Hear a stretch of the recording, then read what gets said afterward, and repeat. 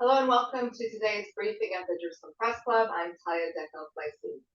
This week, thousands of reservists returned for another round of service as the IDF bolsters its forces to allow for the latest phase of the operation in Gaza.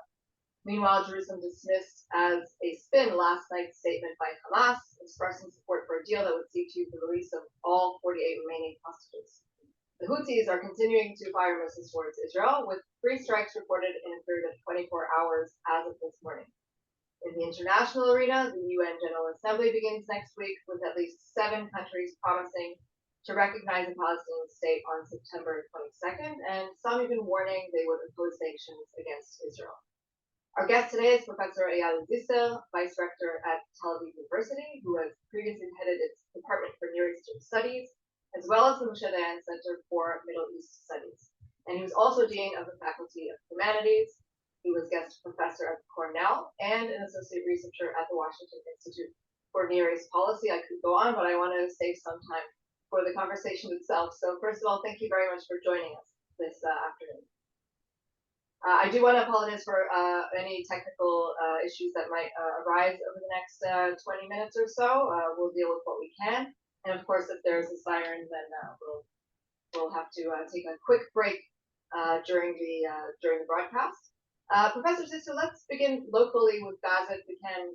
What do you make of the latest Hamas declaration? Does it follow pressure resulting from IDF mobilization, or maybe it's just lip service following President Trump's call to the terror group to release all of the hostages?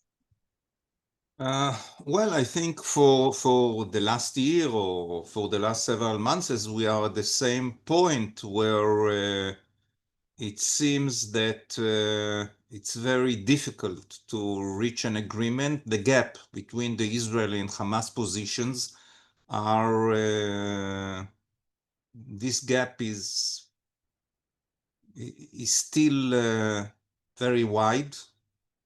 And although all parts, all sides, all actors do make many statesmen, they still stick to their basic positions. This is, to say that Hamas know that it's all about its survival as a military political organization in Gaza. The hostages is the only card he has.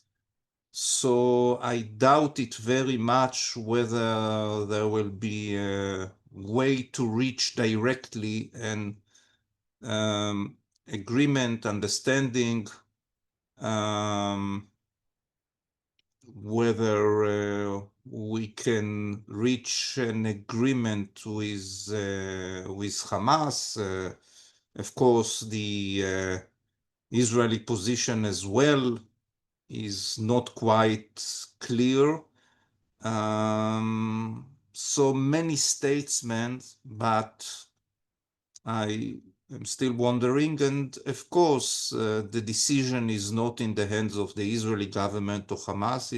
It is in the hands of President Trump, and we should wait and see whether he will let the Israeli army launch its operation or whether he will intervene.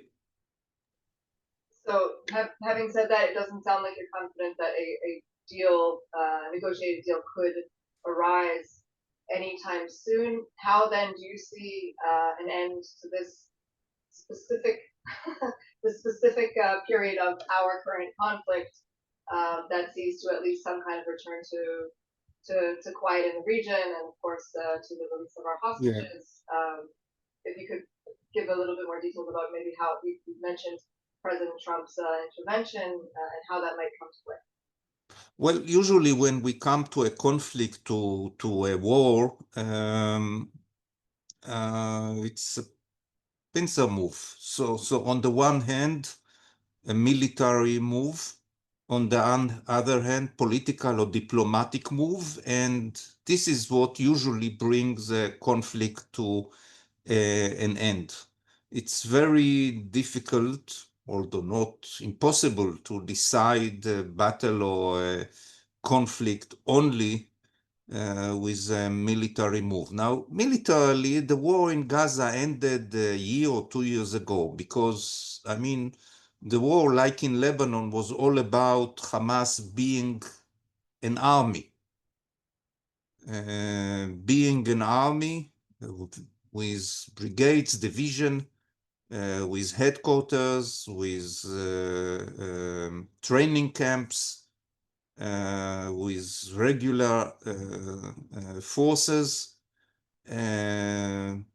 The war had to do with the Hamas being a government with ministries, branches all over, capable of not only conducting military moves, but also controlling Gaza. This came to an end already a year or 2 years ago. Israel hit Hamas, killed most of his commanders, destroyed most of his military capabilities. There will always be some groups, some individuals who carry weapons. This is always the case with such movements, but the Hamas as a regular army ceased to exist. Hamas also as a government ceased to exist, also he has some control over the population. So militarily, the war came to an end. Now, as for the political move, there could be a possibility to reach an agreement with Arab countries, with the United States, like in the case of Lebanon, that will put Hamas under siege and will enable us to move ahead. But as we all know, this didn't happen because the government is very hesitant as for discussing the question of what might happen next in Gaza for obvious reason. This hasn't been changed. So it's either that, well, we heard rumors and reports that President Trump has a final deal or a view about what should happen and he can impose it on the two sides, or there will be a military operation. Israel now is of direct control over 70% of Gaza. It will gain control over more parts of Gaza. The Gaza City as a symbol will be under full direct Israeli control, but the question remains then, okay, so we reach that point, what will happen next? Direct occupation, military government, or a political solution? So we'll come back to the question we are facing for the last year. What should be the next move? And we'll have to wait and see whether this government has any answer for that. Understood. I want to get a little bit deeper into the diplomatic issue just in a little bit, but just finishing up with the issue of operational things that are happening on the ground. I know you're not a military expert, but I think your experience with the players in the region and understanding who it is that we're dealing with is extensive. Do you think that in the interim, while Israel doesn't wait, obviously we're doing things while we're waiting, but until this last stage occurs, when we reach an end to this current situation, can Israel allow itself not to be in Gaza conducting different kinds of operations? We've mentioned that the leadership is mostly destroyed. Israel also took out Abu Ubaidah, which is Hamas' chief propagandist, and has been called by others as the chief of staff of Hamas because of the information war. But nonetheless, militarily, it seems from what we've discussed that there aren't that many military targets left. But do you feel that Israel can actually remove itself in the interim, given who we're dealing with on the other side? Well, nobody is speaking, even when the day after the war is being, this issue is being discussed, nobody is speaking about Israel refraining, like in Lebanon, from conducting operation when it feels that there is a threat to its security and survival. I think that there is no, like in the case of the West Bank, there is no contradiction between a ceasefire, between an agreement, between efforts to rebuild Gaza, to impose a different sort of government or um, civilian authority, and between Israel having a free hand to act whenever it feels it's needed. I mean, the problem with the situation we experienced before 7 October was that in Lebanon and Gaza, Israel had in mind this policy of containment. I mean, whenever you saw that Hamas or Hezbollah is building a training camp, a new headquarters equipped with new arsenal, the policy was to do nothing. I think that now in Lebanon, maybe also in Gaza in the future, surely in Gaza in the future, the policy will be different. So of course, Israel cannot allow itself to allow Hamas to become once again a military power, but that's not the issue right now. The issue is, okay, so it means that Israel will occupy fully Gaza, it means that Israel will control fully Gaza, or another solution will be found, and this should be discussed, and an agreement regarding those issues should be reached. And do you have any thoughts on who would be there the day after in terms of leading it? I mean, there's a wide consensus that that Hamas can't stay in power going forward, but who has enough support from the Palestinian population and as well as support from the West and from Israel that could take over? The Palestinian Authority has been, numerous times declared as unfit for the job. Any thoughts on what we could see there? Well,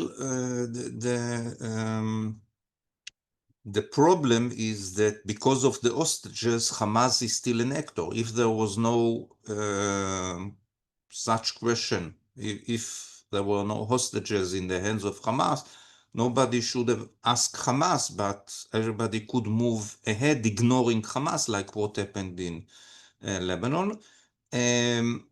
As far as what might happen, of course, it has to do with a decision the Israeli government should make as for the future of the Israeli-Palestinian conflict. On the one hand, Israel, I don't know if this is an official Israeli policy. These are statements by some ministers say, the Palestinian Authority is not a partner, something that is being accepted by the Americans. On the other hand, there is full cooperation, military cooperation on the ground between Israeli security forces and establishment and the Palestinian Authority. So on the one hand, they are not a partner. On the other hand, we work with them. But this is not the issue. The issue is that Israel should decide what it wants for the future, and then from there, if the vision of Israel is to fully control Gaza, maybe even in the future to annex it, as some ministers suggest, that's one thing. If the vision is different, then I think there will be many partners. I mean, I wanted to mention that this month we observed 5 years to the signing of the Abraham Accords, and they are still relevant. And none of the Arab countries who signed this agreement with Israel cut its relations with Israel. So we have many Arab partners who see like us or look like us at Hamas as a threat, not for Israel, but for them as well. So I think once you move ahead and start discussing these issues, it will not be too difficult, but you need to decide that that's what you want to do. And clearly, this is not what the current government in Israel has in mind. Right. So you and I aren't going to decide about what's the best way forward, but I do have a few follow-up questions on things that you've said. You mentioned the other Arab partners or neighbors, I guess, with whom we're in touch. We're now 5 years to the groundbreaking Abraham Accords. Given the state of the current regional environment, how do you see the future of Israel's relations with moderate Sunnis playing out really over the next few years? Well, the beginning was very promising. The momentum was kept. I think that they still see Israel as a potential partner. They still want good relations. They still see Iran as a threat. They still see movements like Hamas, radical movements, as a threat for them as well, clearly Egypt and others. But they wonder what is the policy of Israel, and they have questions about some statements made by some Israeli minister. Clearly, they are not interested in the Palestinian question in the sense that they want a solution. They want it to be removed from the table. They want things to calm down. They don't want any statement, any moves.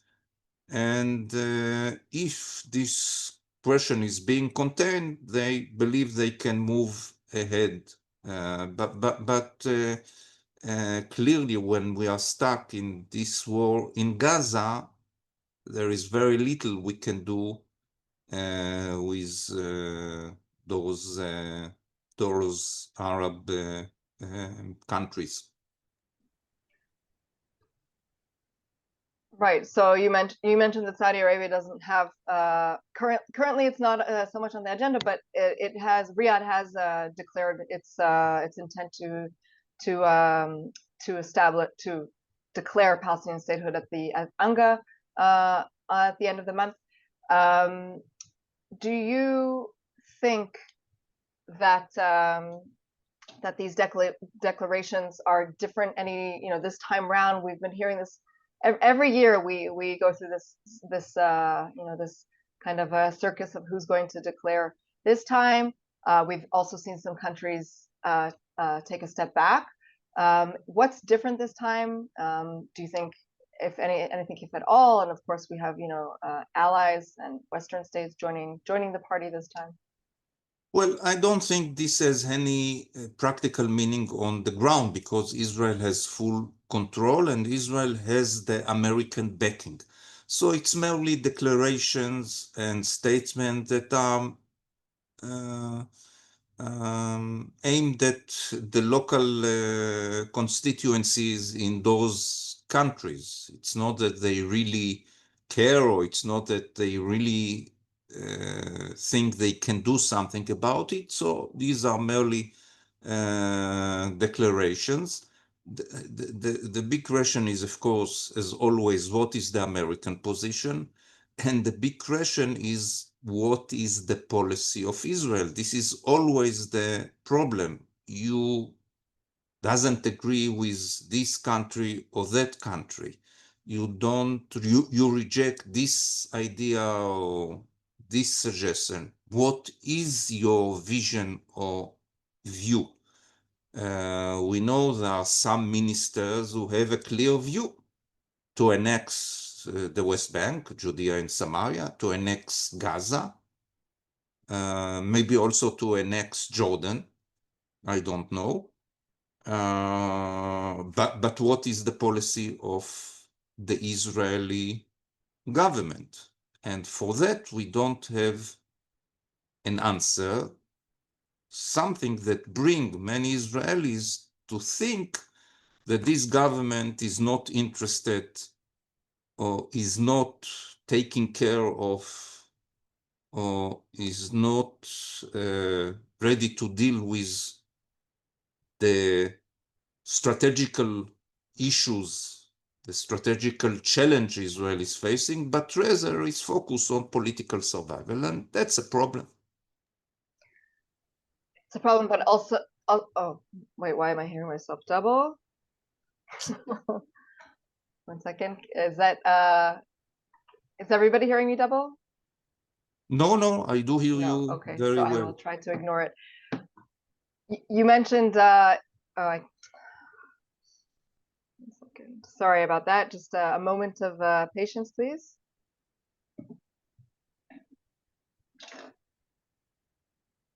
Okay, I think we've solved the issue. Of course, many of these declarations that you've referred to have been also rejected afterwards by the prime minister, who said Israel has no intention of occupying the Gaza Strip permanently or anything like that. And also, we know that many of the statements in which not cabinet members, but coalition members have called to annex the West Bank have come the same week or immediately following declarations by European states to declare Palestinian statehood. So it seems that this is also part of the rhetoric game. But of course, Israel does need to be clear about its plans moving forward. Moving a little bit forward to things happening in the region, we have a question on Yemen. How long do you think we can expect these attacks, given that much of the Houthi terrorist infrastructure and its leadership has already been destroyed by Israel? Well, some of the Israeli strike had symbolic meaning, but it's not really. I mean, Yemen is a ruined country, is controlled by radical. It's more of a guerrilla movement, not really it's not really a state. This is not really a government. And they don't really care. I mean, if people are starving there and people are being killed in civil wars there, why should they care if Israel bombed this or bombed that? I mean, it's a long, they were equipped by the Iranians, have capabilities, and I suspect they will continue to launch these rockets. They don't care about Israel. They simply find this issue as something that can strengthen their position inside Yemen, outside Yemen. So they continue with this play. For the time being, the Israeli strikes were important, but clearly not too significant and not too sufficient. I think that here too, what Israel should do is to focus. I mean, we can see clearly as Israel abilities are being improved. The first attack is aimed at, the airport. Okay, you can see it from satellite. But the second strike, I mean, the government is not as important in a place like Yemen. The military leaders of this Houthi movement are more important than all of the ministers, and still Israel has had precise intelligence and could hit the headquarters where the government met, and next time this will be maybe some military commanders, so it will get improved. But I think that the solution is once again political, in the sense that Israel should take care, not directly, but with American help, with Saudi help, to form a coalition of those Yemenis, most of the Yemenis who oppose the Houthi, who will fight them and take over the country. That's the solution in the long term, because otherwise it can continue for years. They don't care if Israel hit this port or that port. I don't think they really care, like the Hamas doesn't care if thousands of civilians are being killed in Gaza. Thank you for that. We have a few questions coming in on different topics, so I'm going to try to organize them a little bit because we are running out of time, and to focus on the ones that are specifically on the the latest news. There are reports that there are still attacks on Druze in Sweden. What do you see happening here in Syria, especially in light of reports on Israeli-Syrian attacks, and of course we've been hearing recently of even Egyptian skepticism regarding the current new leadership in Damascus. Well, the big question, who is Ahmed al-Shara? And to that I have two answers. First, as for the big question, whether this man who was a member in Al-Qaeda and ISIS changed totally his views as he says and become pragmatic, that's, I think, only the future will answer. I really don't know. He's making the right statement and trying to appease everyone, and clearly Syria is totally ruined and he wants stability and is ready to have good relations with Israel. That's what he say, and well, we need to follow it. But the other thing is clearly he wants Syria to be a Muslim state like Saudi Arabia or other countries, I mean, not ISIS state, but a Saudi state. And it means bad news for the general public in Syria, which many Syrians were secular, not atheists, but secular. I mean, way of life, drinking alcohol. I mean, and we see how these people behave to these women or these people in Syria who try to continue their secular so-called life, going to parties, going to restaurants, going to the beach, men with no shirt, and this is now not recommended in Syria under Shah. That's one thing, but of course minorities is a main issue. I mean, for people like Shah, the Druze and the Alawites are not Muslim. Now, he understands that he shouldn't say it. He understands that he should somehow deal with this problem, but they are not Muslim. And if they are not Muslim, what future do they have in a country like Syria? That's an issue. And what we saw, the massacres in the Alawite regions, and now what happened in it's not it's not that he's calling for massacres. It's not that he's saying that he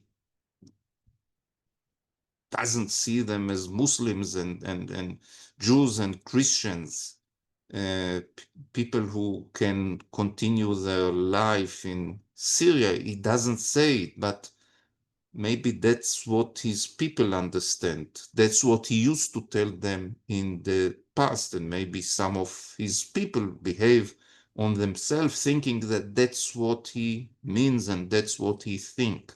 So I guess this sort of things, shaky future for the minority in Syria, this will continue. What Israel can do about it, this is up to the Americans, because President Trump already decided that Shara is an handsome guy and he's a partner. And the Americans want to work through him. And the Americans were those who said to Israel, stop bombing in Syria. So it's once again the American policies that dictate right now Israel's reluctance of interfering in Syrians' affairs. Right. I mean, you mentioned that he's not calling for these atrocities to happen, but he's certainly not preventing them either. We are out of time, but I have a couple questions left from some journalists that focus more or less on the same field. So I'll do my best to combine them, and then you'll address what you can before we wrap up. Taking us back to the Israeli internal domestic situation. One journalist is asking, after 2 years of war, Israel has had regional military gains, but we've also, as a society, paid heavy prices, specifically in the amount of soldiers we've lost, and of course, economic prices and everything that comes with the war. Can you reflect on Israel's general standing now? Have the costs been worth it? And I will add the second question, which has a connection to it. One journalist is saying many Israelis are unsatisfied with the current situation, but who do you think gains the most politically from this dissatisfaction when elections will be held latest next year? Well, it's hard to say, and it has nothing to do with my expertise, with my focusing on the Arab world and internal affairs in the Arab world. But, as an Israeli, this is very difficult.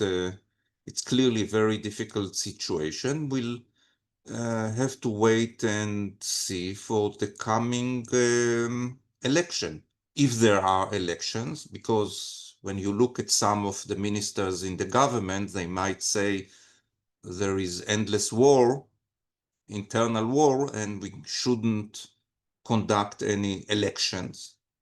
And there are ministers who say, well, Arabs shouldn't be allowed to vote, so it means the far right wing will have a clear advantage. So, but assuming that this will not happen, we'll have to wait and see. I mean, according to the polls, it's quite clear this government has no support within major parts of the Israeli public, but we'll have to wait and see what might happen. And of course, things can change, and everything will be dictated according to the final chapter of the book, not according to the beginning. And we see if there is an agreement, if there is a breakthrough, if there is a expansion of the Abraham Accord. This can change things. Sure, but I think the majority of us are optimistic that that there will be a implementation of the democratic right to vote, which is something that I don't think many people have indicated that is not going to happen when it's supposed to happen, at least. I would, unfortunately, I have to say that we've run out of time, although we haven't even, reached numerous other topics of which you are an expert, including Turkey. I would love to get to that, but we won't have time for this specific conversation. So hopefully we can schedule one a little bit later before the holidays. Professor Eyal Zisser, Vice Rector of Tel Aviv University, I'm very, very grateful for the time that you've given us, and wish you a Shabbat Shalom. Okay, thank you. And I'd also like to thank my colleagues, Jonathan Beck and Ali Naor, for facilitating this call. Goodbye, everybody. Thank you.